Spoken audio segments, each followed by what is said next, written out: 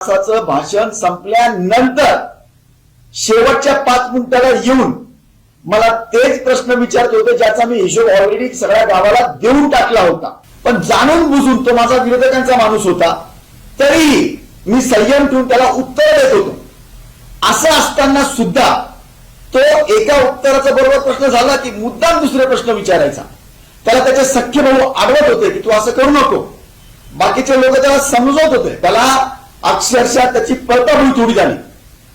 मी अगर त्याला वाचवलं नसतं तर अक्षरशः त्याचं काय झालं असतं ते ओळखून घ्या। 55 मिनिटं ते 1 तास सगळं मी बोलल्यावर सगळं गाव खुश असताना तुम्ही नाहक ज्याच्या विपरीत घडलं, उलट मला काढता पाय नाही, जे माझ्या विरोधात बोलले ते परत सुटले गल्ल्यांमध्ये। बाकीच्या पत्रकार मित्रांना मी सांगतोय असं काही तुमच्याकडनं घडलेलं नाही, पण काही घडल्या त्या गोष्टी काही पत्रकारांच्या कडनं, पण त्या निमित्तानं मी सगळ्याला फक्त विनंती करू लागलो। पण